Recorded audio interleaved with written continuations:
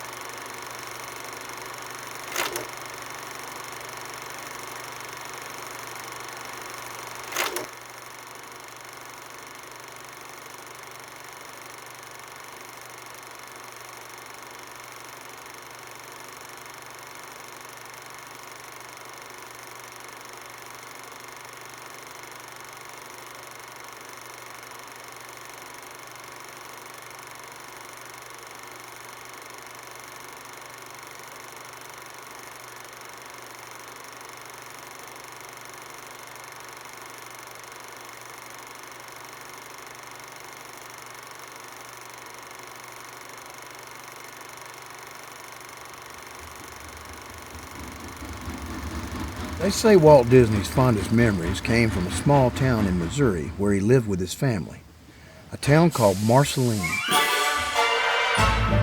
If you ask me now what makes a man, the place where he comes from, religion, his family, and his friends.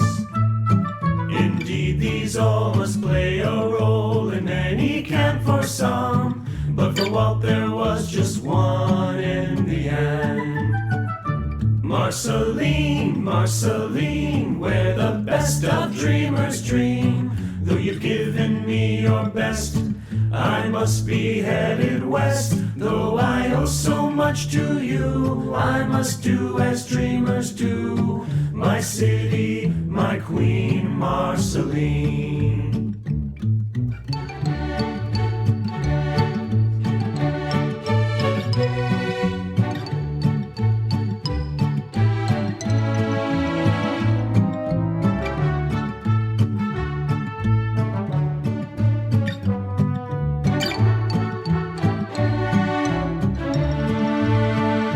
Marceline, Marceline, where the best of dreamers dream. Though you've given me your best, I must be headed west. Though I owe so much to you, I must do as dreamers do. My city, my queen, Marceline. Here comes the Disney family now. You see, Walt's parents, Elias and Flora, decided to buy a farm and move to the country there. They didn't feel safe in Chicago anymore. It was the place where Walt was born, but the turn of the century brought with it a rise in crime. This boy, named after the family's local pastor, was unlike anyone America had ever seen. They just didn't know it yet. And Flora and Elias certainly didn't know it. But moving their family to this little town in Missouri would change American history. Flora! Hey, first and foremost, let's give thanks to God for getting us here safe. Amen. Amen. Roy, go to the luggage cart, get our bags and trunks. Walt, I need you to go find Mr. Kaufman, his horse and buggy. Flora, can you get some water from my canteen, please? Walt! Walter! Walter! No one could have imagined that what Walt was seeing would end up being such a big inspiration to him later in life. Walt's eyes had just witnessed their first glimpse at what really was Main Street, USA. Wow. Walter! Yes, sir. Sorry, sir. Yes, sir. Are you ready to see the farm? Yes, sir. All right, my absent-minded son. Try to keep up with Roy.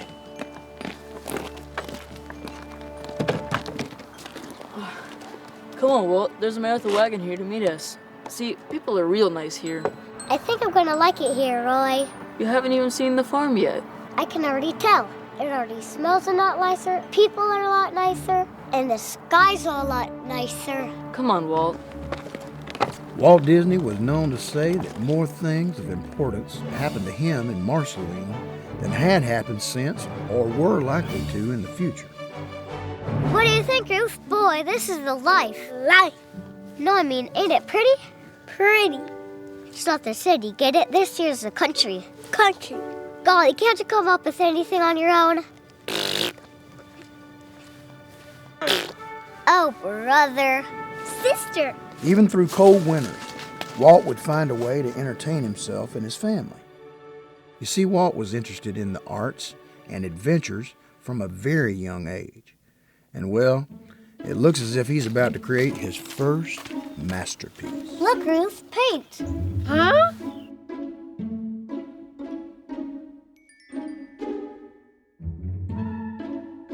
Uh-oh. Don't worry, Ruth. It comes off. It's just paint. All we need now is paintbrushes.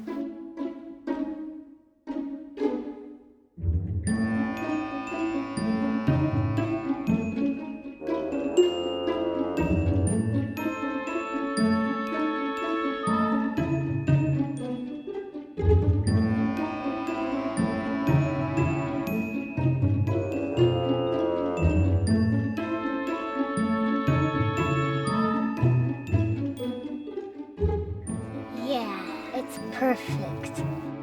I'm gonna be a painter when I grow up. Yeah. There you two are.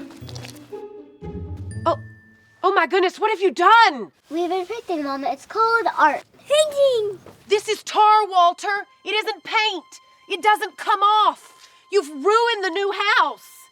Ruth, go inside now.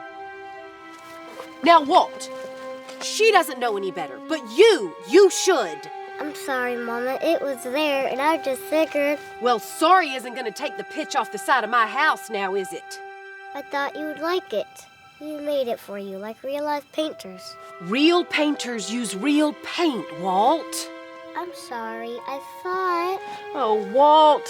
Oof, what am I going to do with you? Your imagination is just bursting at the seams. I can paint the rest of the house so it match. I think it'll kind of look nice. Don't you dare. Now, Walter, I know you didn't mean anything by it, but you're gonna have to be punished. I can't let you go around getting away with things like this. You understand. I'm sorry, Mama. I'm so sorry. Please don't punish Ruth. It was my fault, not hers. I told her it will wash off. I thought it was like real paint. Well, you can paint the fence to make up for it. How's that? Okay, Mama. With real paint this time. Just like Tom Sawyer. Walt had a big heart for a little kid, and it was filled with dreams. Why, he even found a dreaming tree in Marceline. It was his own special place where he could sit and imagine all sorts of magical things. He would return to this spot throughout his adult life for reflection, prayer, and of course, to be inspired. He was proud of that tree and the dreams that came from it. And if the dreaming tree wasn't working out for Walt's awake dreaming, it sure came in handy as a spot for some real dreaming, like the sleeping kind. Walter, wake up and see what Auntie Margaret's brought you. Auntie Margaret, is that you? No, just a dream, silly. If you're just a dream, haven't you brought me something I've been dreaming about? Am I not present enough? I suppose. Walt, that's why you're my favorite nephew. Honest as the day you were born. Of course I have presents for you. Look. A new tablet, new art supplies, the whole lot? All of it. All for me? Yes, be my guest. Help yourself. Oh, thank you, Auntie. Thank you. You can thank me by drawing me a picture, Walt. You are such a grand artist. I'm going to see your work in a museum one day. Well, today I promised Doc Sherwood that I'd draw Rupert. Who's Rupert? His horse. I suppose you have to start somewhere. Maybe afterwards you could draw a picture for me too? But only if you have all your chores done first, all right? Right after I get done with Rupert. Look, there he is now, Doc. Well, run along. Thank you, Aunt Margaret. Did I just get snubbed for a horse?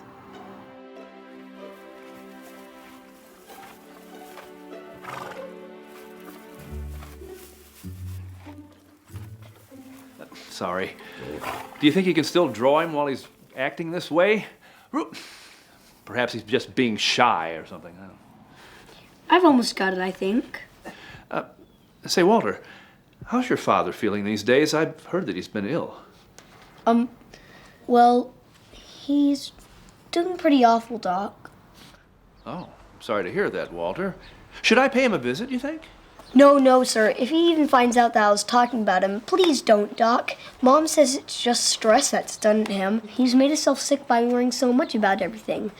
I think it's just the weather, or at least that's what Auntie Margaret says. Well, either way, it's understandable. He's got a big farm to tend. Well, just making ends meet. It seems like he may have to give it up. Oh, no, sir. We all love the farm. Heck, what would Marceline be without Walt Disney, right, Doc? well, it certainly wouldn't be as colorful, but... Well, as much as Rupert and I would hate to see you go, well, sometimes in life you have to give up things you love. It just makes sense to move on. I'm not going anywhere, Doc. This here's my home. Well, home is where the heart is, as they say, Walter. Well, my heart is in Marceline. Well, I know that, Walter. I know, but, well, perhaps you should begin to think about... Excuse me, sir. I hate to be short with you, but I've got other pictures to get to. Here we go. All done.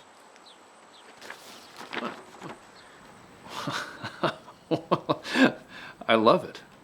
It's magnificent. What a talented young man you are, Walter. Gee, thanks, Doc. It wasn't easy with Rupert dancing the whole time. It was fun, though, trying to get him on paper. With the way he moved, well, being still would have been too easy. Well, it's exceptional. I'd like to frame it and put it in my house. Really? Yes, really. Oh, now, here's a nickel. Now, I think that's a fair exchange, if you'll agree, of course. Wow, Doc, I would have just given it to you. Never give your art away, Walt. No, talent like this needs to be paid for. I've never seen a patient for free, now have I? No, I guess not. Exactly. So if you're going to be a real artist, you're going to have to charge for your work. To everybody, even my mom? Not everyone, but the general public, yeah. Okay, then maybe just my dad. Oh, and Walter, well, if you're going to be a real artist, you're going to have to leave Marceline eventually. I mean, real artists need adventure in their lives. It's inspiration for their work, you see. I guess so. Mm-hmm. You need to see new things, meet new people, new horses even, and fill your mind full of fresh creativity. Why, you need to do that, though, away from Marceline. The artists of today are in New York City, or maybe even France. Well, right now, I'm just happy drawing Rupert. Nah, an artist goes where the wind blows, Walter. I'll think about that, Doc. I better get home for dinner so I can draw Auntie Margaret's picture first. And for the nickel, Doc, I'll remember this forever. Thank you. Oh, you're very welcome, Walter. And whenever I look at this picture, I'll think of you. Well, goodbye now, son.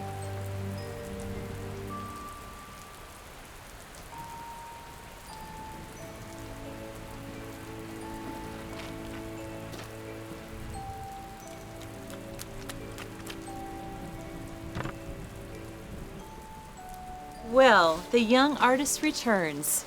Look, Auntie Margaret, I made a whole nickel. I sold my first artwork.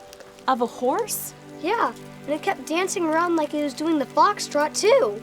Walter, you amaze me more every day. You sold your first sketch? You are a real artist now.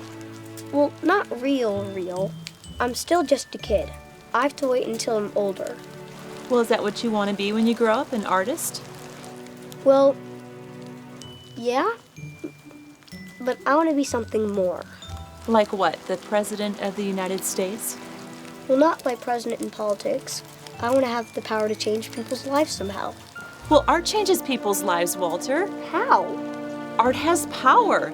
It has the power to make us happy or sad. It has the power to help us see things differently. Or we see something and we feel it too, and that helps us know we're not alone. Art can challenge people. It can change people. Wow, that's what I want to do. Well, you are off to a magnificent start. And if I can get paid to do it, well, Doc said I shouldn't give away my art for free. Well, you have to listen to your heart on that one. But you have to listen to your stomach too, because a man has to eat, and it takes money to buy food. Speaking of which, we had better head in for dinner before your dad sends out a search party. Yeah. And Auntie Margaret? Yes. These are for you. Walt, they're beautiful. They look so real I could almost smell them. Thank you. No, thank you, Auntie Margaret. For what? You're the only adult that talks to me like I'm a real person. Well, you are a real person. I think. I mean, aren't you?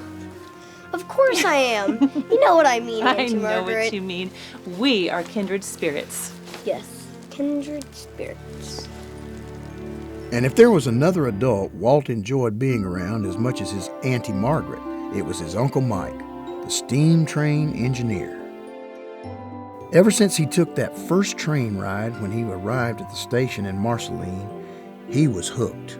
He even said himself that one of the prides of his life was his Uncle Mike Martin, who was an engineer on a train running from Marceline to Fort Madison, Iowa. After all, if you can't be an engineer yourself, the next best thing is to have a relative who is one. And young Walt was expecting him any minute. Say there, guy. What you doing on the tracks? Don't you know there's a train coming? Why, sure I do, mister. That train coming is engineered by my very own uncle, Mr. Mike Martin. Is that so? Sure is. Wait and see. Well, could you wait and see from up here? You're making me a bundle of nerves sitting on the track like that. I don't want to end up in the Marceline Herald as the man who ignores track napping kid just before he was squished. Ah, shucks, mister. I'm just listening for the train is all. Listening for the train? Ain't that why a train blows its whistle? Gosh, mister. Haven't you ever listened for the vibrations on a track? You can hear a train coming from miles away. No fooling, huh? You want to try? Well, golly, you aren't afraid, are you? Who, me? No, I'm not afraid. Been meaning to brush up on my train vibration studies.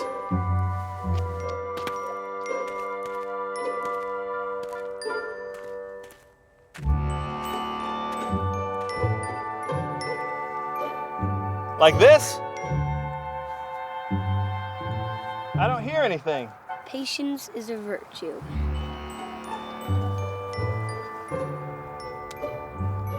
I hear something! That's my Uncle Mike. Wow, that really is a swell trick. I'm real proud of you, mister. Oh, shucks. Thanks, kid.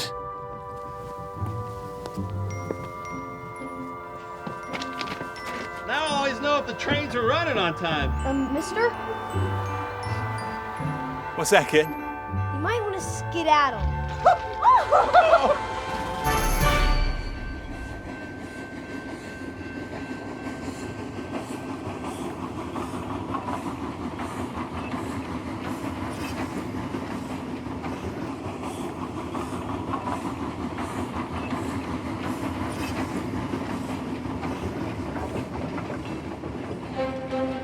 Walt's love for trains was only rivaled by his love for community in Marceline. There was no doubt that Walt felt a sense of support from his relatives.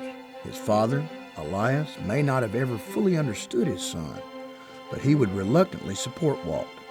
And you see, Marceline was a place where people helped each other. One of Walt's favorite memories of such a time was threshing season. A steam engine would pull a train of wagons throughout the fields, and all the neighbors would gather around to be of service. They were good Christian people, helping one another survive. As Walt would later put it, I believe firmly in the efficacy of religion, in its powerful influence on a person's whole life. It helps immeasurably to meet the storms and stresses of life and keep you attuned to divine inspiration. Without inspiration, we would perish.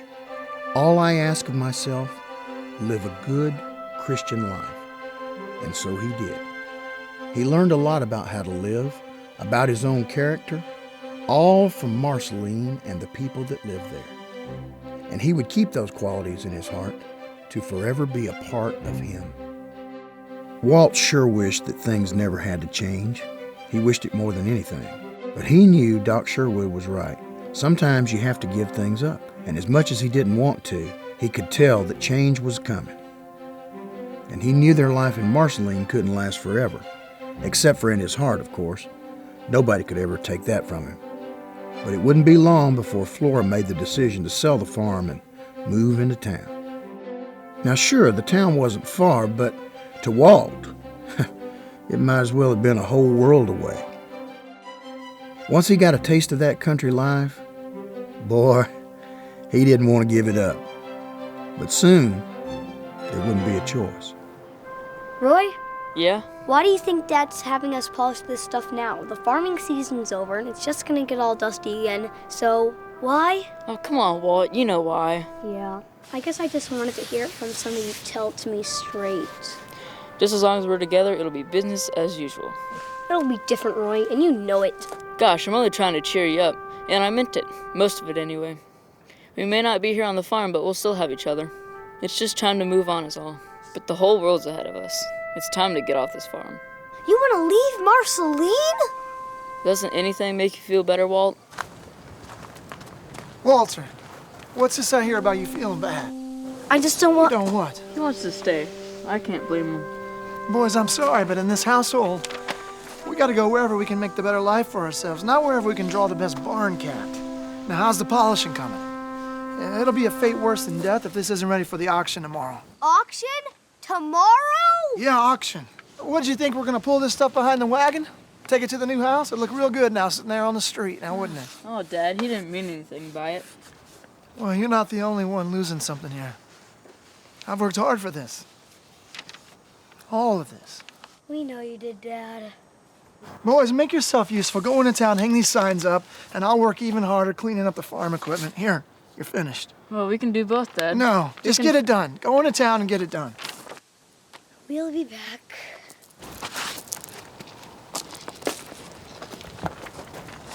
Boys, listen, make sure you're home in time for dinner.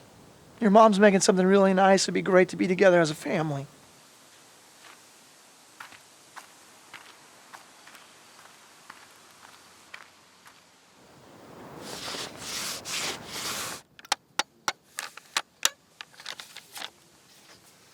We're all hurting in our own way. Dad doesn't always show it, but he's hurting. And he cares that we're hurting too. I don't know.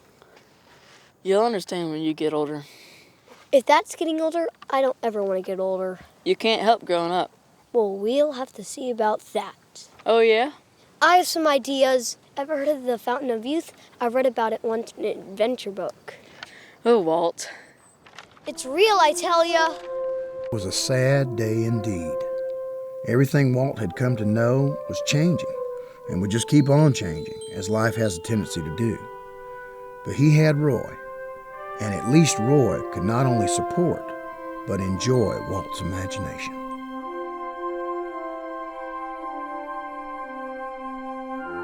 The family moved into a small house in town where Elias could get better while Walt, Roy, and Ruth would finish school. Walt actually enjoyed that house. It was cozy, and the family was always together. That he could get used to. School was probably the only thing that remained the same. Even Marceline was changing. The streets were paved now, there were automobiles, a big old movie theater, and just before the family left, there were real electric streetlights. Walt's small town had become a city within itself. You see, nothing is really immune to change. But in Walt's heart, it was. He would always remember Marceline in his own way. Years later, in a meeting, he spoke of it fondly, saying, "That's what it is, a feeling of freedom with the animals and the characters that live out there. That's what you experience when you go out into the country. You escape the everyday world, the strife and the struggle. You get out where everything is free and beautiful."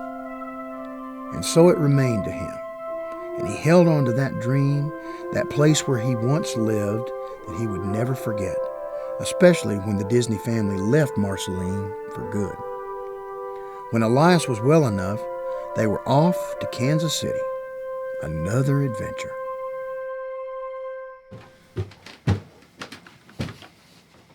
Boys, listen up. I have a job for us. What is it? Yeah, Dad, what is it? Well, it's a paper route. A paper route? That's a kid's job. It's anybody's job as long as it pays money, Walter.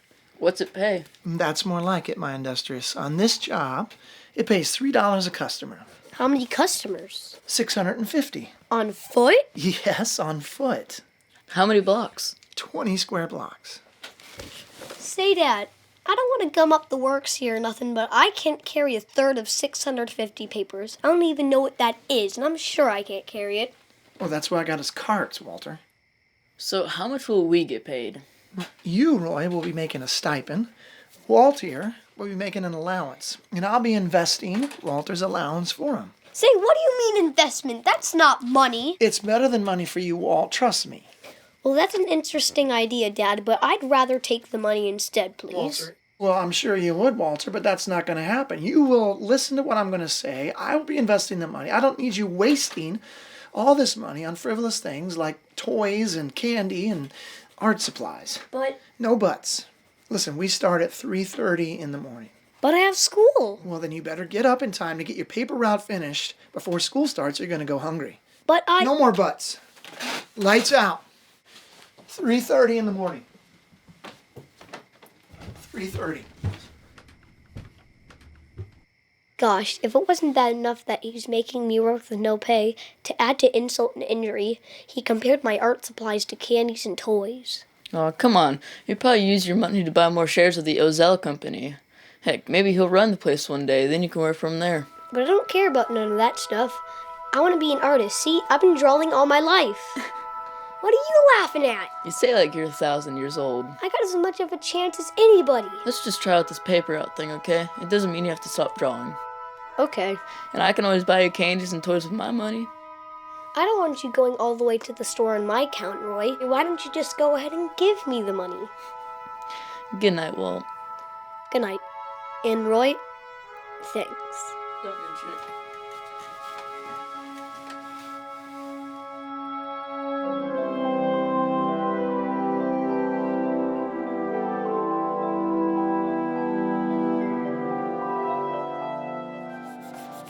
So you should be working. Are you Walt's pop? Yes, I'm Elias Disney. Very pleased to meet you, sir. Very pleased. I'm Bert Hudson. I own the joint. Walt is an extremely talented kid. Just look at all the people lined up to see his latest masterpiece. Yeah, I see.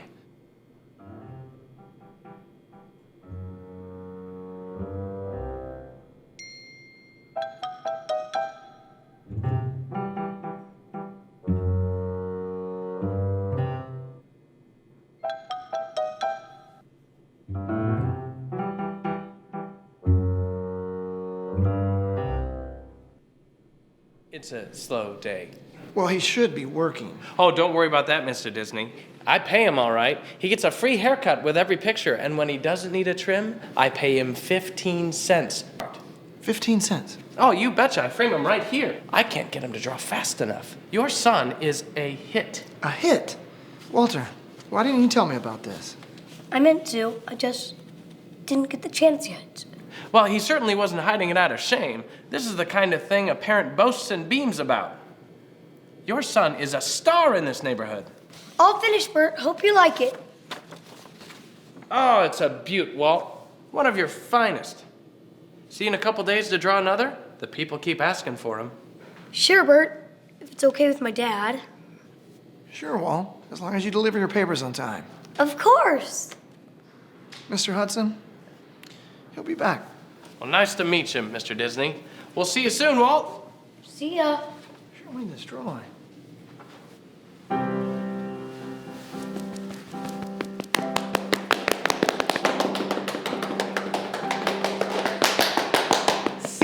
Mannequin, Master Disney. Indeed, Walter, what he said. Hey, what did you say? I have no idea. I just felt that young Master Disney deserved a compliment in a different language. I have no idea what language that was. Thanks, Oscar. Thanks, Jen. Walter, did you just call this man Jen? No, not Jen. Perhaps you heard young Walter say Jim. or Tim, Or Tom. although gin would be best. I think so, but only if it was the tiniest drop in a tall glass of tonic water being sipped in front of a super Bella. Fragile, mystic, especially all ferocious. Walt Disney. Illustration. Exactly, nothing better. See, young Master Disney, your work is unfit for plain old words. Someday, people will stare at your work and just not have words. So they'll invent them, or you will, because you're that good. Walter, please don't encourage him. Oh, we don't need any encouragement. We've got enough motivational oomph. Yes, we've got enough motivational oomph of our own, just like Walt here. Motivational oomph. I like the sound of that. See, just being around you makes people more oompful. Okay, excuse us, guys. We have to go. Don't you have something else to do? Why ruin a momentous time? I'm sorry, sir. I don't think you understand. We've known young Master Disney since the beginning. I don't think you understand. I am young Master Walt's father, and I need to speak with him by myself, if you don't mind. Father, huh? I guess that kind of trumps our standing with Walter now, doesn't it? Well, we'll always be outside that window looking at your art, unless nature calls. Or unless we're looking at your art in a museum. But it would be his museum, of course, the Disney Museum. He wouldn't share it with anyone. Walter, you are a true vision artistarian. Au revoir, young Master Disney. Here, I made a drawing for you. Thanks, young Master Disney. Well, do you guys like it? Yeah, we like it. I could have done better.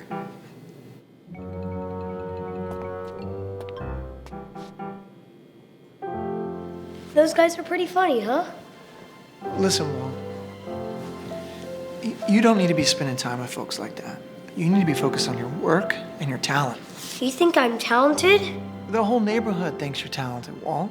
And now that you're getting paid for your skills, you should invest your earnings. Ah, Dad. Now, wait a second. Give me a chance to say something good here. Sorry, Dad. You could invest your earnings in art lessons. They teach at the Kansas City Art Institute. Well, now that you're becoming an artist, you should look into it. But don't ever think that you're the best. You can always learn something. You can always get better. Do you understand? Yes, Dad, thank you. I'm gonna go run home and tell Roy. Meet you there. Okay, then. And Dad, Yes? I'm glad you happened by.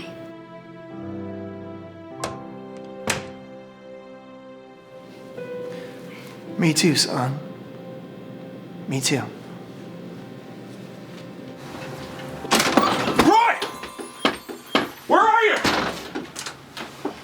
Roy! I got ideas, Roy! Roy! I got an idea. Not again. No, look at this. All right. It looks nice. It's Electric Park. It has games, it has rides, it has everything. So what's the idea? We open up our own electric park. Okay? Forget about going to Chicago with Mom and Dad. Actually, I've been meaning to talk to you about something. No. Look. This place is pretty great, you know. It has stage shows, log rides, a lot of lights, but it's missing something. It's missing something. It's missing imagination. It's missing us. I drew it all out right here.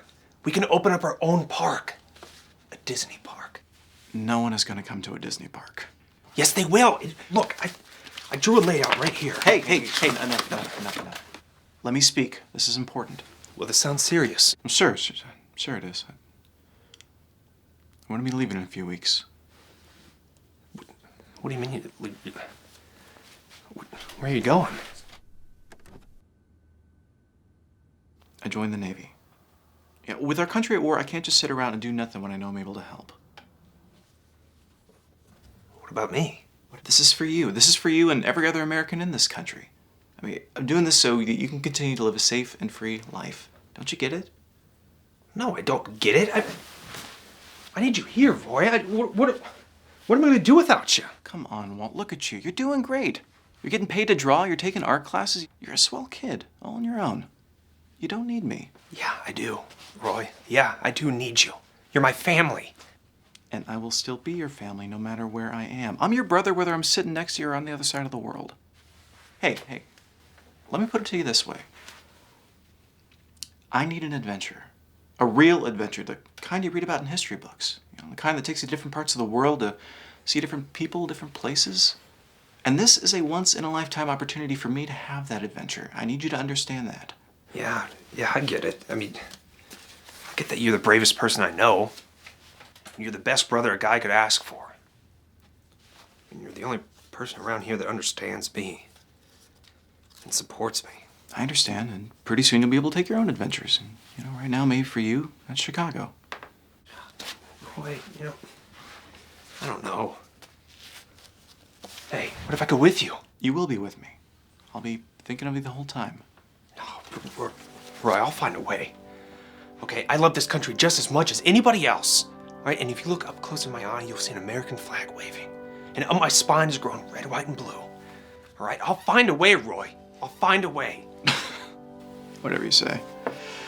So tell me about this Disney park. It's just an idea. But now, together we're going on a real adventure. The Disney boys are going out to war. Things didn't move quite as fast as Walt had hoped, and he found himself living in Chicago with Elias and Flora. Chicago was bittersweet for Walt. He got a job as a cartoonist for his school newspaper. He even had a girlfriend. But nothing could make him forget that Roy was gone. He missed his brother, and he was going to find a way to join him. Sometimes in your heart, you just know it's the right thing to do. He'd follow in Roy's footsteps and be as brave as he could. He'd make his brother proud. So Walt figured he'd go ahead and fight for our country. He was going to enlist to fight in World War I, just like Roy did. Next!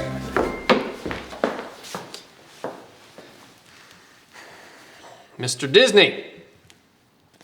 The United States Army thanks you for your gumption and your courage in approaching the recruitment office today. But of course, sir. I mean, it's my duty as an American. Mr. Disney! Yes, sir. At ease, Mr. Disney. Listen, kid, you're 16 years old. Under the Selective Service Law, I can't take you unless you're 18. Got it? Excuse me, sir, but I think my pride as an American makes up for those years. I mean, my willingness to get out there and fight with our fellow countrymen. I mean, I have bravery bursting out of my soul. Doesn't that count for anything? We appreciate your bravery, but that doesn't mean I can break the rules for you. Sir, do you have a brother? Yeah, 3 of them. What's that got to do with anything, Mr. Disney? Well, it has a whole lot to do with me, sir. I mean, my brother's out there. My brother's out in the fight. And there's nothing I would want more than to be out there with him. His name's Roy Disney. And he's full of courage and a love for America. And I have as much pride for him as this country. I mean, I just want to get out there and show him. Surely you understand that. I do understand. And in 2 years, I'll be real proud to call you a soldier. But until then, my back's against the wall, kid. Rules are rules. I'm sure you can understand that. Yes, sir. Next!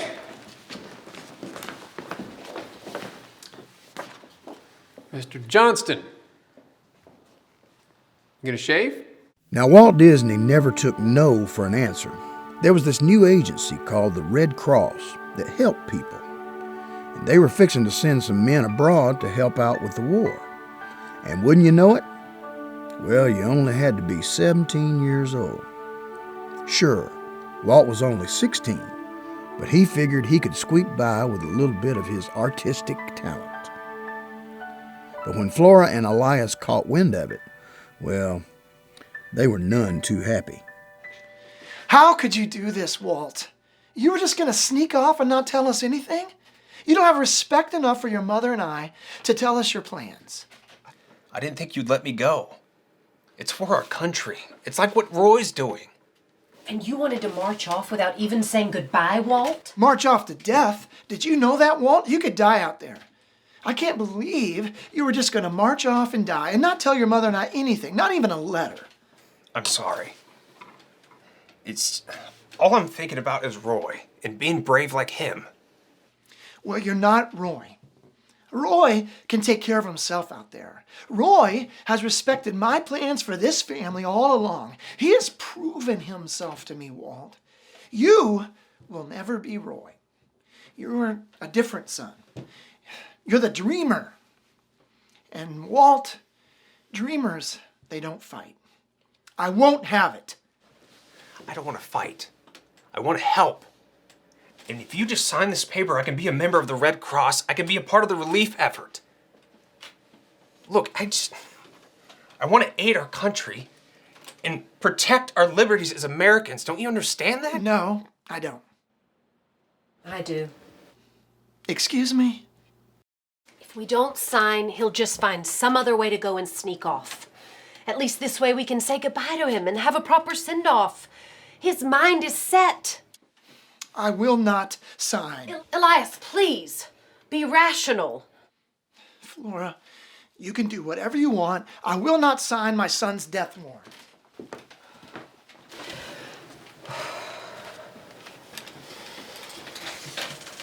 Sorry, Mom, I should have told you. Yes. Yes, you should have.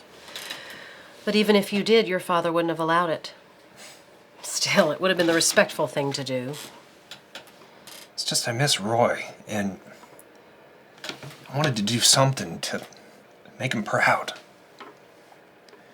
I mean, America's important to this family, and if this is the war to end all wars, they're gonna need some dreamers. It's okay, Walt. I understand. Now, where do I sign? Welcome to the American Red Cross training facility. You gentlemen are what we like to call the ambulance corps. Preparing for war is an understatement. There are so many disturbing and grotesque things that you will see on the field that you will probably want to run away like girls, but you can't. You have taken a vow to be a part of this corps. You will have to stand your ground in the field and be men. As they say, war is hell. So welcome to hell. Your trucks, your vehicles, will be hosts to thousands of lives, and many of which will be lost depending on your driving abilities. And let's just hope and pray that your host doesn't become a ghost host. Welcome to the American Red Cross. Prepare for blood and the French. Now, Walt had won the battle, but he hadn't won the war. The United States did that without him. But Walt got shipped off to France to be part of the ambulance corps anyway. There were still relief efforts that needed to be taken care of, and it was now his duty to go ahead and take care of them. Now, Walt got to see all sorts of things in France. It was a whole new sort of experience for him. Here he'd never left the Midwest, and now he was traveling around an awful lot. This small-town boy was quickly turning into a man. Time seemed to move slower in France, and it was at this point where Walt was introduced to cigarettes. However, just like when he was a boy under the dreaming tree, he found comfort in art. And just like before, it was on an unlikely canvas.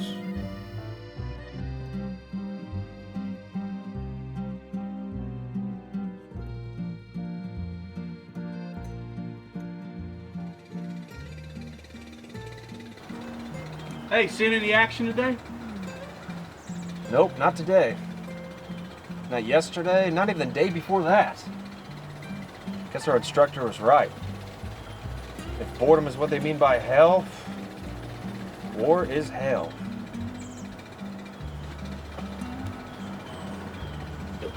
Hey, fella, those are some pretty unique funnies you got out there. Thanks. But when they're in the paper, they're called funnies. When they're that big, it's called art. Wow, art. Do you mind if I show my buddy? Never minded a bit of publicity in my life.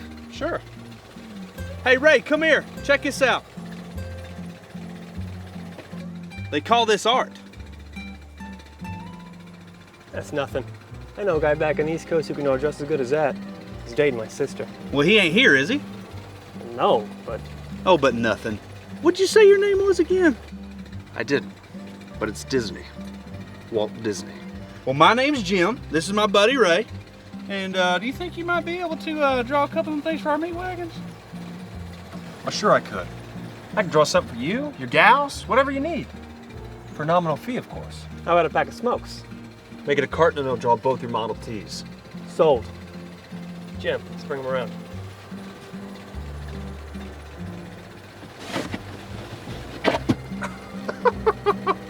Doc Sherwood was right so many years ago. Walt needed to see the world. And just like he predicted, France was where much of his art was perfected. But by the time Walt returned home to Kansas City, he was a chain smoker. So naturally, he needed a job to pay for his newfound habit. He had always wanted to be an actor or an artist, but as he put it, it seemed easier to get a job as an artist. Walt was crushed. And who better to turn to for advice? Why, Big Brother Roy, of course. Roy had been working at a bank, and Walt rushed right on down to tell his sad tale. A co-worker of Roy's knew about some fellows who ran a commercial art shop called Pezman Rubin, and they were looking to hire an apprentice. Roy got Walt an interview, and boy, Walt could have kissed him. Roy! I love you, old brother of mine! Hey, okay, you're welcome, all right? Just show up to the interview with your best portfolios. I'm gonna knock their socks off you. You'll do the trick, okay? I know you will. Roy O. Disney, you are the best brother in the whole world! You are the best bank teller in the whole world! It was a pleasure, and you have great staff, and this bank just...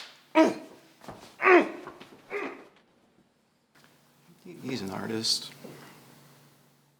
But not only did Walt land the gig at Pezman Rubin, but at a whopping $50 a month. He always went after his own dreams, the dreams he'd had ever since his Auntie Margaret had given him his first art supplies, and she was just the woman Walt wanted to tell about it.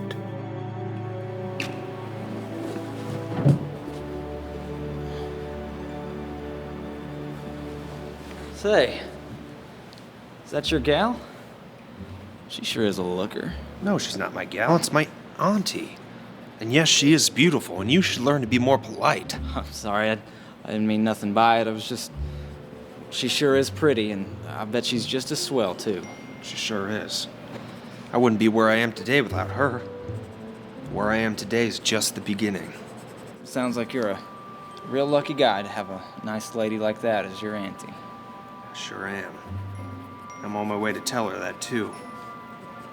Wow. She sure is a beaut. She's not a racehorse, fella. All right? Would you talk to your mother with a mouth like that? No. No, see, my mom has a tendency to hit me over the head when I'm being impolite. Well, she either knocked sense into you or out of you. I don't know which. Now, you need to learn to behave. I'll try, but sometimes I misbehave when I'm not even trying. Listen, fella, you're not going to change the world like that. You need to straighten up. Straighten up. Get a job. Do you have a job? Well, get a job. And You don't... Well, you give my best to that pretty as a princess auntie of yours. What a beaut. Walt headed over to the hotel as fast as he could. He was awfully excited to tell his auntie the good news. He felt like a steam engine coming down the track. Then he was barreling up those stairs as fast as he could. Suddenly he was grinning and knocking loudly at the door. He wanted to tell his auntie. He wanted to tell the whole world. Uncle Robert. Hey, Walter.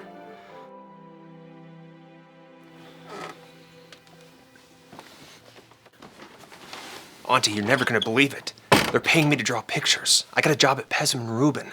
They're paying me $50 a month. I'm a real artist now. And it's all because of you. Who is it, Robert? Auntie Margaret, it's me, Walt. It's our nephew, Margaret. Elias's son. Walter. Who is it? I don't understand. Auntie Margaret, it's your favorite nephew. It's Walt. I mean, you gave me my tablet, my drawing supplies. I mean, if it wasn't for your encouragement, I wouldn't be an artist. I mean, you used to rave about all my pictures. I'm tired. I think I'm gonna sleep for a while.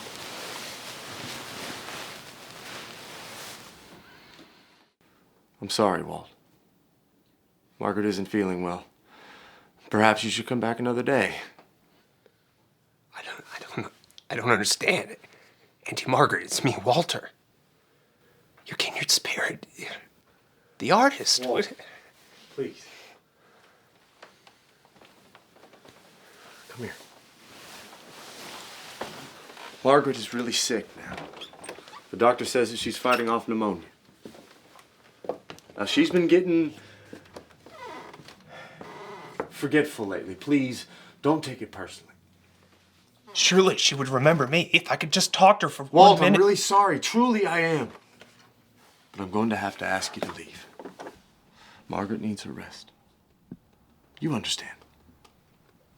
I just want to thank her for encouraging me to draw. Walt, please, please. Please don't make this any more difficult than it already is. Oh, gosh, I'm sorry. I didn't mean to be a trouble. Is it okay if I say goodbye? I mean, please give me that. I'll be quick. I just want to say goodbye. Sure, Walt. Go ahead.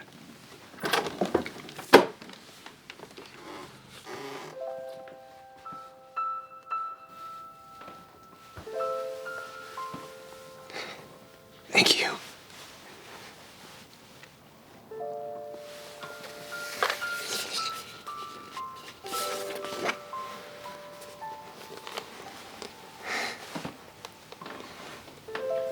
Hope she gets better. It's good seeing you. It's good to see you too, Walter. Give my best to Elias. Who is that, Robert? No one, dear. No one.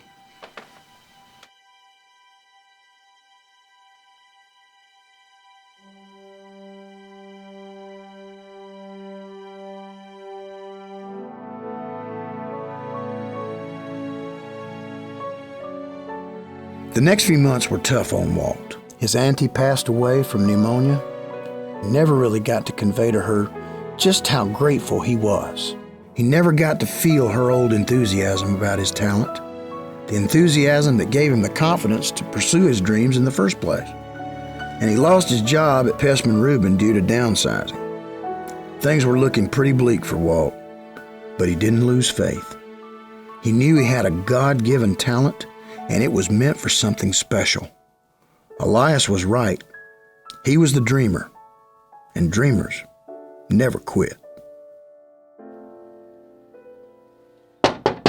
Hey, Walt, it's me, the donut-eating champion of Pezman Rubin. Ub Iwerks. Jump aboard, co-captain. I'm old buddy, old pal.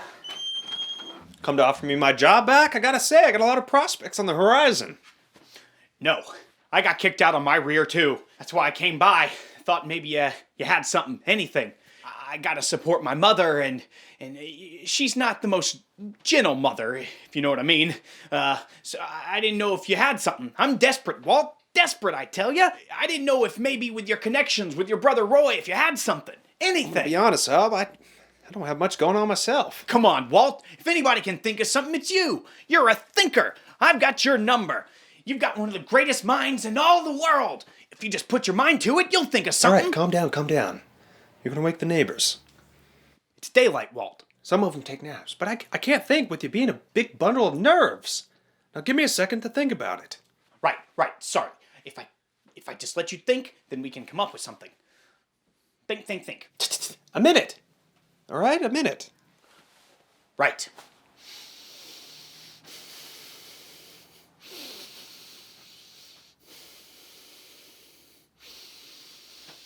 Can you breathe a little quieter? It's not really my fault. The doctor says when I get all stressed, my sinuses and nasal cavities flare up, and I don't know what's going on. If I could just think with Pezman Rubin and... By Jove, I think I got it. Got what? An idea, an idea. Oh, what is it? We go into business for ourselves. I don't think so. We don't need an agency. We cut out the middleman. It's just us. All we need is clients. We can call it Iwerks-Disney, commercial artist. You're gonna give me top billing. Well, Disney Iwerks sounds like you're going to go get your eyes checked out. Or get a nice pair of spectacles. We're commercial artists. We're not optometrists. I'll tell you what. You go set up shop. I'll get the clients. We'll be in business in no time. Well, what are you doing? Get going! Right. Yes, sir, Mr. Disney, sir. Walt, sir. Walt Disney, sir. Now, Walt and Ub weren't doing too bad at all. Walt did the sales pitches and got enough clients to afford them their own office and plenty of profit. The Iwerks-Disney Commercial Artist Company was in business all right. Well, for a little while anyway. You see, Walt got a job as an animation cartoonist at the Kansas City Slide Company, and he left Ub in charge of their company. Ub wasn't much of a take-charge kind of guy. Things went downhill pretty fast. And soon enough, Ub was asking Walt if he could get a job at the Kansas City Slide Company too. So that was the end of the Iwerks-Disney Commercial Artist Company and the beginning of learning a new kind of drawing, animation. How it began might seem a bit primitive, but remember, you have to start somewhere. So first, an animator draws a picture. Then they cut out whatever parts are going to move. And they tack those movable pieces onto a board with a little pin. Snap a picture, move the piece a tiny bit, pin it again, snap a picture, move the piece again. Well, you get the picture. Now this is how they ran the animation department where Walt worked at the Kansas City Slide Company. But he'd heard of a new kind of animation, cell animation. It was a whole lot more creative, a whole lot more inventive, a whole lot more Walt Disney. Wow, like we done with the place. Roy, I'm gonna make magic in here. I borrowed this camera from Mr. Cogger, and I'm gonna be making cell animation. It's the hottest thing out in New York right now. It's gonna revolutionize the way animated films are made. Well, it's not what Elias had in mind when he built this garage, but I'm sure I'd be impressed to see him making moving pictures in here. Yeah. I'm onto something big here, Roy. I can feel it. It's so modern and exciting. And I'm good at it, Roy. I'm good at it. No, you're good at it. You're good at anything you put your mind to, but can you make something out of this? I mean, if you can make some money at this, some real money, you should open a business. Roy, old brother of mine, you're talking to somebody who's already procured himself an interview with the king of Kansas City showbiz. Frank Newman? Yeah, Frank L. Newman, the owner of the Newman Theater on Main Street, sitting 1,000 seats in Italian Renaissance style. I illustrated their programs when I worked at Pezman Rubin, so I already had an in. I told them about the laughgrams me and the fellows were working on, and they liked the idea. Said Mr. Newman would love to see him. And what's a laughogram, exactly? Well, you know how before a movie begins, they show a few minutes on a newsreel? Yeah, sure. Well, it's just like that, but with moving cartoons. Okay, just imagine like a commentary on something that's happening in the city. You know how everybody complains about the transportation being so slow? Well, we show a lady sitting there, waiting for our trolley, and the next thing you know, a flower's growing up around her hosiery. Yeah? Well, here, show me. All right, you only have to paint the background once, okay? Anything that moves is put on the forefront of a transparent celluloid.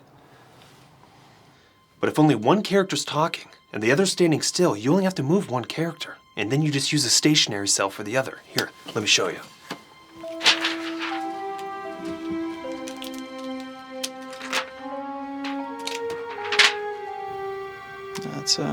That's really something. I think I'm gonna be in business again. And if these laughograms take off, I can start making longer films. Whole animated films. One for kids and adults. For the whole family to see together. Well, you know I'm rooting for you. So, did you finish this one? Yeah. It's perfect.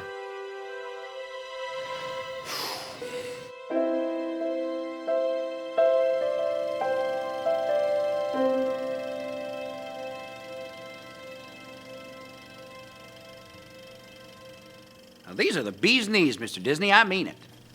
Say, we could do one where bees have knees. That would be a laugh, wouldn't it be? Ain't that the truth? Ain't that the truth? Well, I love them. Love them? Yeah, I love them. Gotta have them. Gotta have them. Right here, right now. That's what you come here for, ain't it? Yes, sir. Yeah, it is. Now, tell me how much you want for these here laughograms. Are they gonna be too expensive to produce, or can I buy them from you? Oh, gosh. Well, Are you telling me that you came to a business meeting and you don't have a sales pitch? What is this, your first time around the block, kid? No. Of course not. It's just, I have a frog in my throat, that's it. Well, you tell him to jump on out here and give me a price. I ain't got all day. 30 cents a foot. Deal. Come on, I'll check on it. Mr. Disney, I believe that this is going to be the beginning of a beautiful relationship. Sure is, sir. Sure is. And thanks for watching this and giving me the time to... Kid, to show I ain't you. got all day. Save your mush for your gal and move on up. Yes, sir. Sorry, sir. This is not the military. My name's Mr. Newman. The door's over there. Right. Thanks, Mr. Newman. Enough already. Get out of here before I change my offer. Now, Walt left that meeting with Mr. Newman feeling like $1,000,000. Until he realized he wasn't going to make any money on the deal. He was so excited to have sold his laughograms to the king of Kansas City showbiz that he forgot to figure in his profit on the pricing. Oh well, Walt wasn't discouraged. He had a new office space for he and the fellas, his employee, to work out of. Plus, they'd gone out and gotten a Model T to ride around in and drum up business. They even already had a few clients and investors trickling in. Enough that Walt felt inspired. And when Walt felt inspired, well, he was still working on it long after everybody else went home.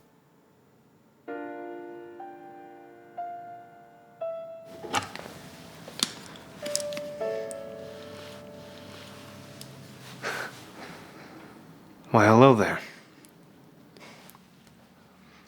You know there's a cat that prowls around these parts, right? But don't worry, if you stay with me, I'll keep you safe. Just as long as I feed you, huh? Well, I didn't know I was talking to a business mouse. Well, I'm happy to have the company. You know, since we're newly acquainted friends, I should probably tell you, I'm gonna change the world. And it all starts right here. I know a lot of people say that, but, you know, I'm gonna do it. I'm gonna do it. Go ahead and finish that. I got work to do.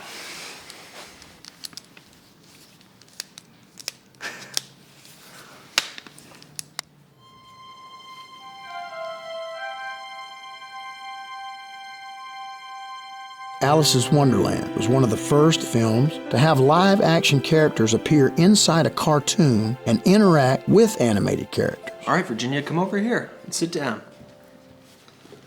I want you to look at my drawing pad here. You're not going to see anything. I want you to imagine. You have an imagination, right? Yes, sir. You sure? Yes. It's not broken or anything, is it? No, sir. I was imagining last night for today, and I was supposed to be sleeping, but my mother got mad. Oh, well, I hope we meet your expectations. So, Virginia, for this scene, I want you to look at my drawing pad and imagine that there's a doghouse, okay? Okay. There's this scuffle going on inside, okay? And the dog keeps getting thrown out. By who? Well, at the end, you find out that there's a cat living inside. That's silly. Well, then you don't have to imagine anything at all. Just remember what I told you and about how silly it is. And just think about how it makes you laugh, and then just laugh, okay? Okay. Hold on, Virginia. Fred, can you answer that, please? He's got it, Walt. Can you tell him to hang it up and leave it off the hook so we don't get any more interruptions? Sure thing, Walt. Hey, can I talk to you for a minute, Walt? Sorry, Virginia. Hey, you want to see my pet mouse? Yes. Hey, up. Show her the mouse.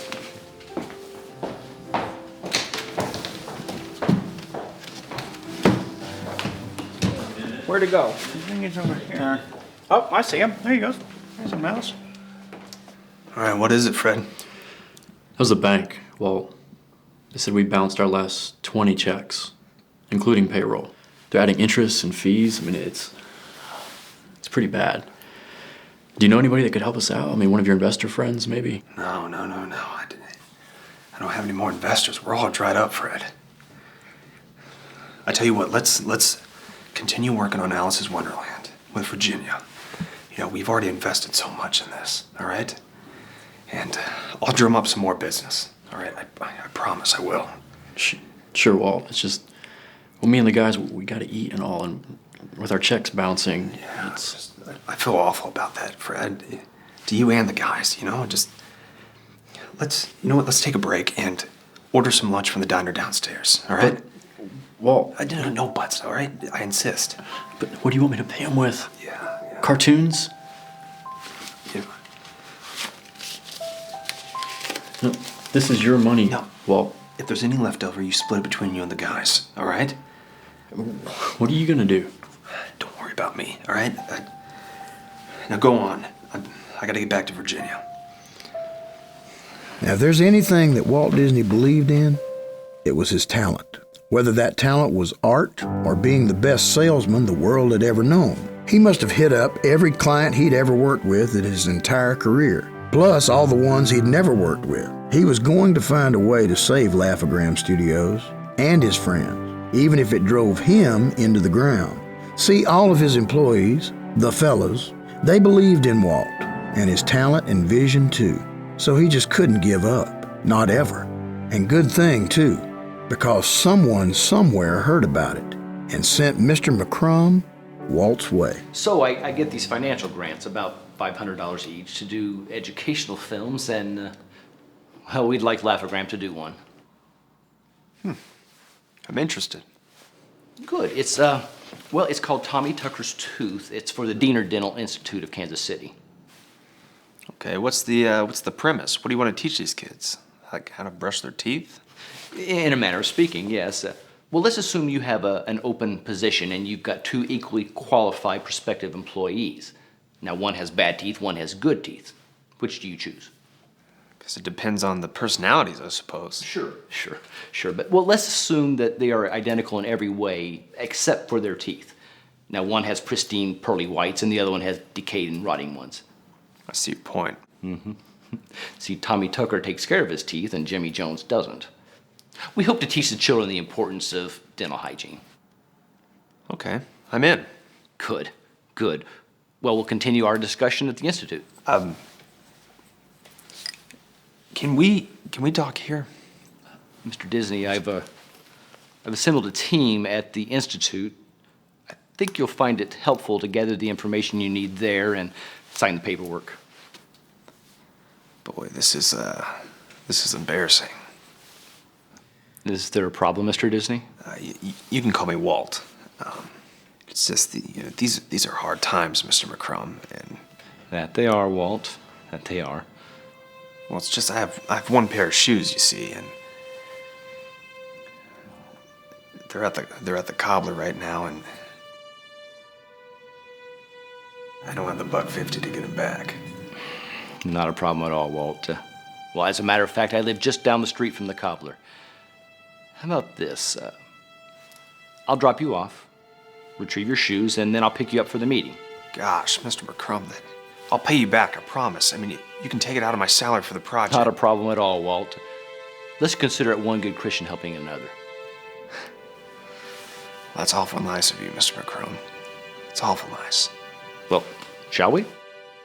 Walt was thrilled to have a job of any kind, and this one went really well.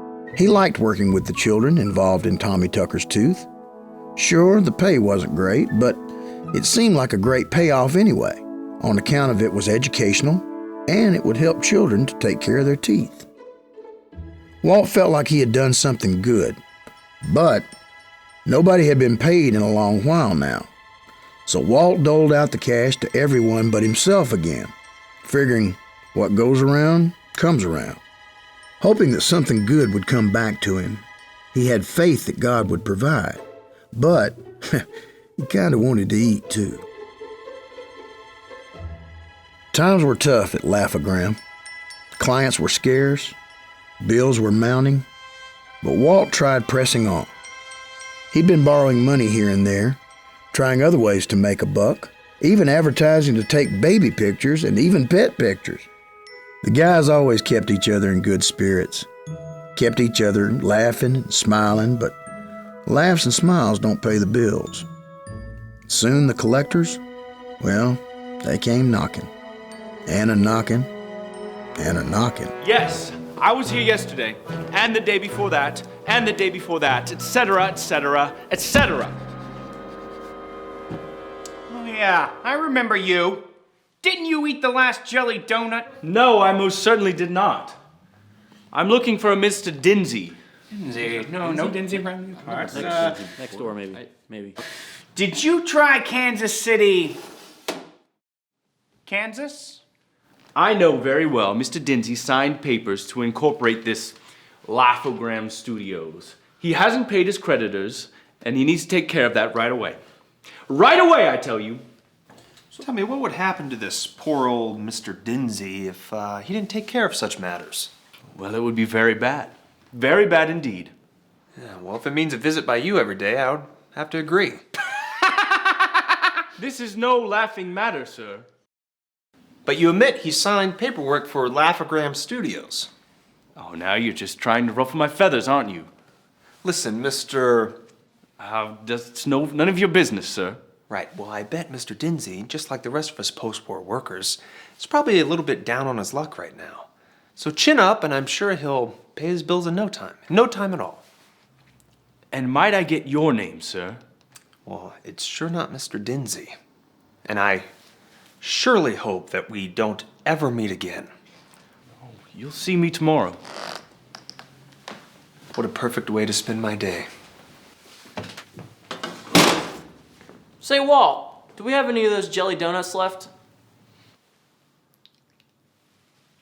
What? Did Ubi eat them again? So you are, in fact, Mr. Dinsey. No. Mr. Disney. If you're gonna say it right. The Laugh-O-Gram studio business was going downhill fast. Walt did everything he could to save it. Things looked dismal. Walt just couldn't seem to turn things around. But it sure wasn't for lack of trying. It's just that tunes, before movies, only made up about 2% of the theater business. That finished Mr. Newman's dealings with Walt. But the roughest thing to face wasn't the possibility of losing Laugh-O-Gram Studios. It was the possibility of losing his brother. Well, we'll see you. Yeah. I was hoping I wouldn't wake you. I just got back from work. Just getting back. You need to take better care of yourself. Listen to you. Looking after me even when you're doing terrible. I'll admit, seen better days. Come on in. I need to talk to you for a minute.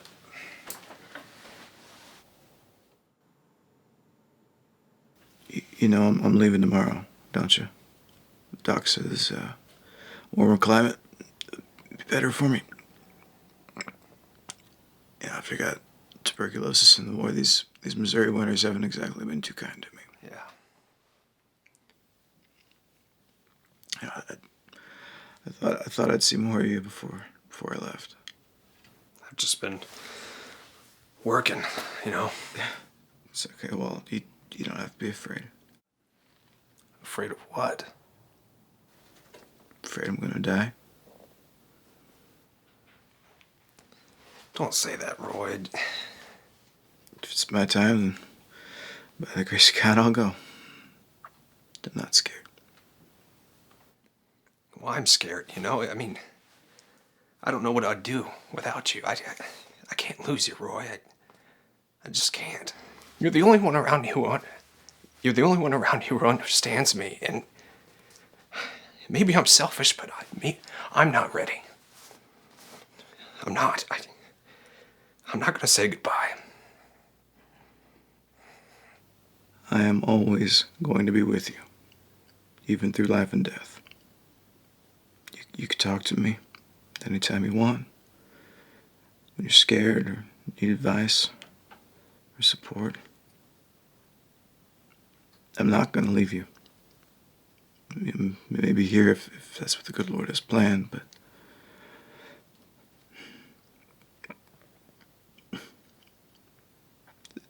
it's never goodbye. Not really.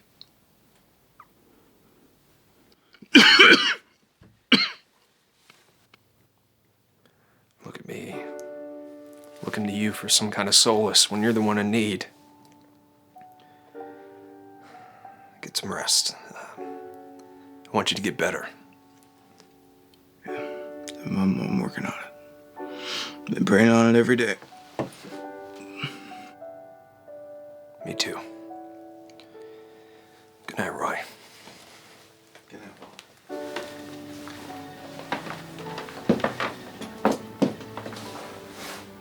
Hey, Roy. Just in case I don't get to see you. You know I love you, right? Love you too. But I'm not going anywhere. At least not tonight.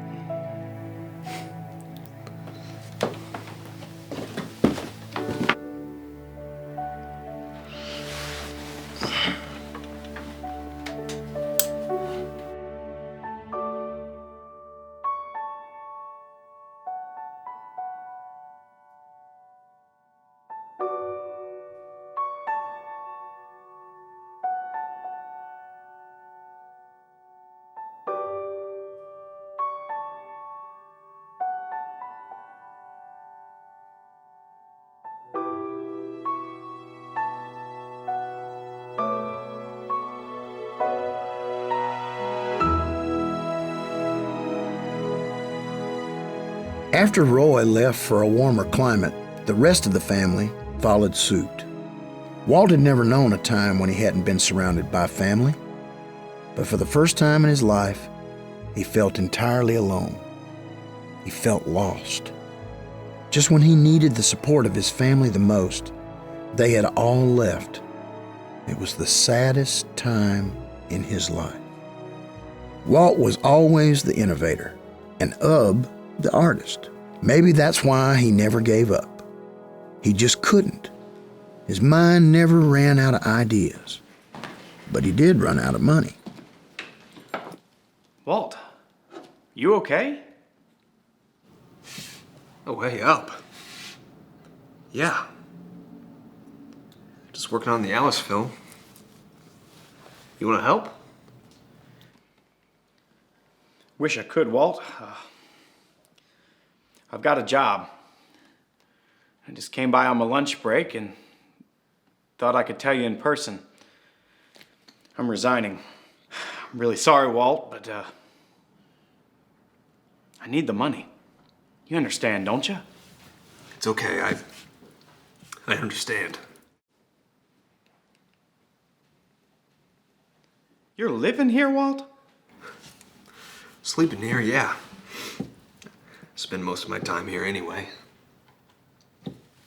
Is anybody else working here? No, just me. And, my friend here.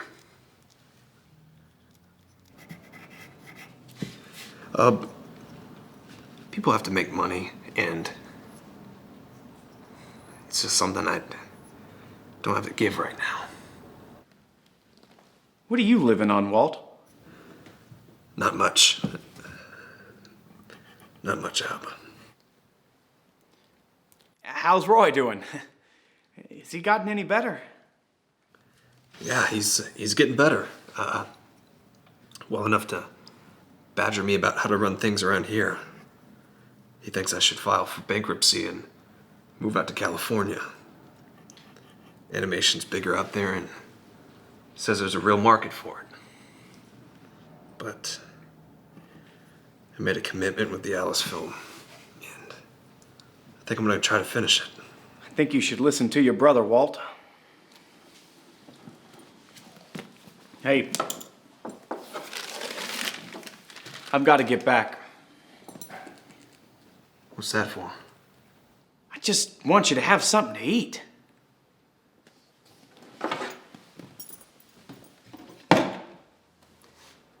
Goodbye, Walt.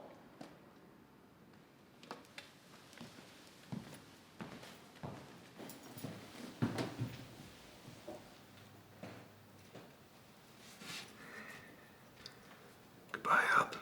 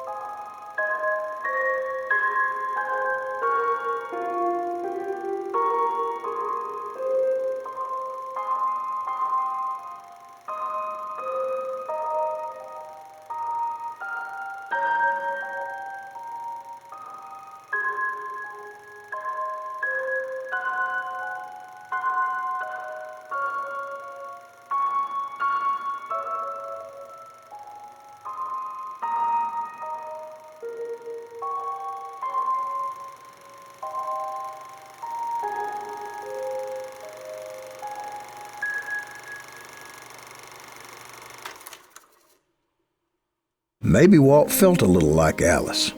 Lions chomping at his heels, nothing he could do. This was the end of the line for sure. He had filed for bankruptcy. He pawned his camera so he could buy a train ticket to California to be with Roy, to start again.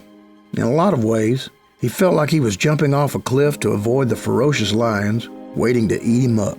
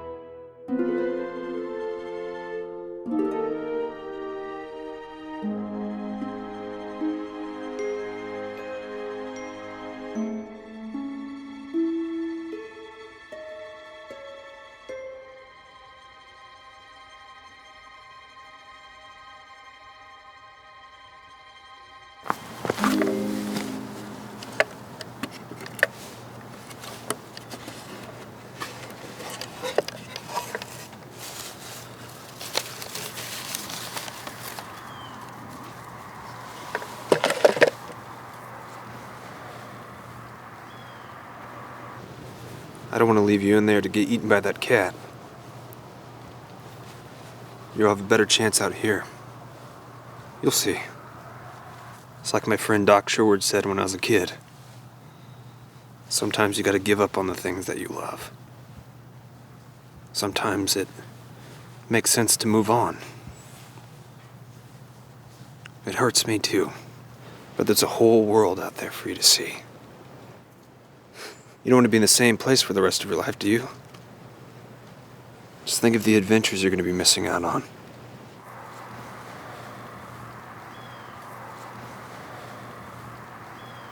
It's time to go for the both of us. Goodbye, little fellow.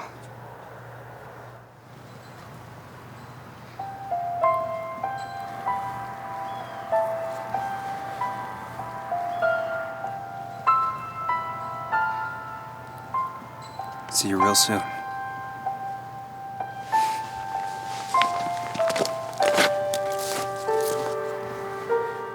No matter how bleak things seemed, Walt Disney never gave up. Not once. Failure upon failure, he still believed in himself, in his talents, the faith in his soul that he could achieve anything if he just put his mind to it. After all he'd been through, he still went on towards life's next adventure, and thank goodness he did. He went on to become someone so special, so innovative, so remarkable. Walt Disney went on to become a pioneer in the art of entertainment, spreading joy throughout the world, creating magnificent dreams in the minds of children everywhere, filling hearts with happiness, while without this man, the world would have a lot less smiles. You see, dreamers never quit. Dreamers do.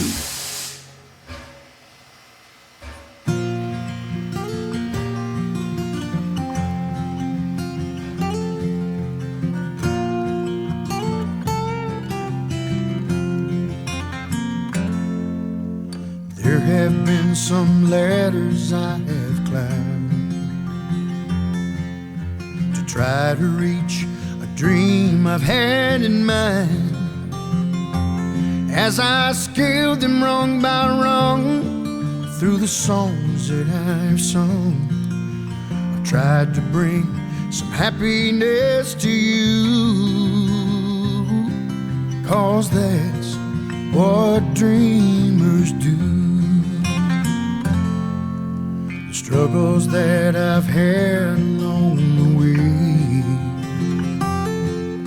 have only made me stronger day by day. And even though it wasn't easy, I never doubted I'd pull through, 'cause that's what dreamers do. A dream can be like thunder from the clouds. It echoes through the canyons, strong and loud. And it can chase away a dark sky when a ray of hope shines through. So in a dreamer's eyes, the gray skies are always blue. That's what dreamers do. Whoa, that's what dreamers do. I'd forever journey time and space, simply put a smile upon your face. And even if it took a lifetime just to make that wish come true, That's what dreams do. A dream can be like thunder from the clouds.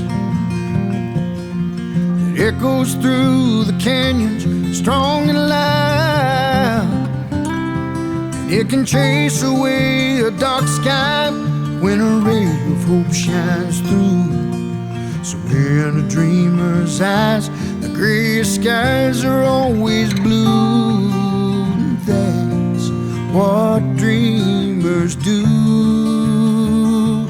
Whoa, that's what dreamers do.